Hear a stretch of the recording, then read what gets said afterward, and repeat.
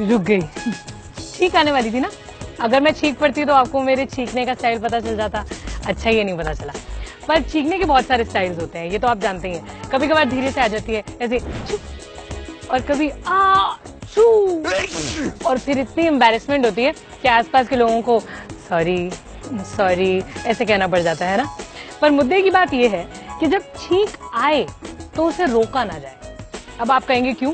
हमने तो कितनी बार ऐसे करके छींक को रोक लिया है और हम बड़े तमीजदार दिखे हैं।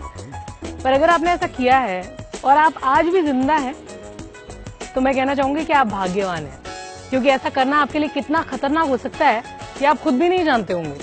आओ बताते हैं।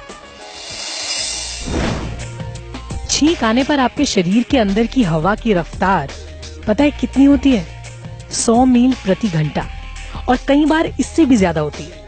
अब सोचिए कि इतनी तेज रफ्तार को आप रोकने की कोशिश करके कितनी भारी गलती करते हैं। सर्दी खांसी होना बहुत आम चीज है।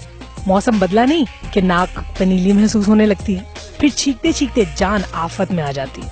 सबके साथ यही होता है। कई बार आप जब लोगों के बीच होते हैं तो नाक दबाकर, मुंह दबाकर छींक को रोक लेते हैं। ज्यादा तमीजदार बनने की कोशिश करते हैं ना। अगर आपको भी ऐसा करने की आदत है तो मैं बता दूं, इसे छोड़ दीजिए। कहीं आपके साथ भी वैसा ना हो जाए जैसा एक 34 साल के आदमी के साथ हुआ। उसे छींक आ रही थी, इसे रोकने के लिए उसने नाक पकड़ी, मुंह बंद किया और छींक को रोक लिया। छींक को बाहर निकलने की जगह ही नहीं मिली। इससे गले के पीछे और जोर पड़ा और वहां छेद हो गया। छींक के फोर्स के कारण गले की नाजुक मांसपेशियों में छेद हो गया। जाहिर है उसे बहुत दर्द हुआ होगा। ना कुछ बोल पा रहा था, ना कुछ निकल पा रहा था। फिर उसे अस्पताल ले गए। वहाँ करीब 1 हफ्ते तक उसका इलाज हुआ। डॉक्टर ट्यूब की मदद से उसके अंदर लिक्विड डाल रहे थे, खाना डाल रहे थे, क्योंकि वो कुछ भी निगल नहीं पा रहा था।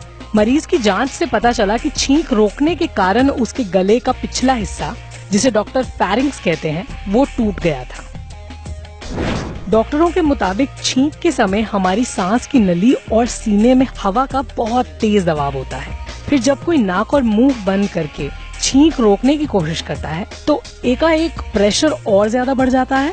शरीर के इस हिस्से में मांसपेशियां वन वे टाइप की होती हैं, क्योंकि इनका काम बस हमारे खाए पिए को निगलने में मदद करना होता है। ऐसे में जब हवा का दबाव बढ़ता है और उसे बाहर निकलने की जगह नहीं मिलती तो मांसपेशियों में छेद होने का खतरा पैदा हो जाता है।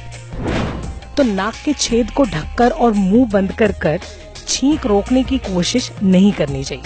इससे बहुत गंभीर दिक्कतें हो सकती हैं, जैसे कि मैंने आपको बता दिया। फेफड़ों के पास की जगह में हवा फंस सकती है, यहाँ तक कि दिमाग में खून ले जाने वाली नसें भी फट सकती हैं। डरना मना है, पर समझना बेहद जरूरी है। तो अगली बार जब छींक आए तो उसे आण दो, रोको नहीं।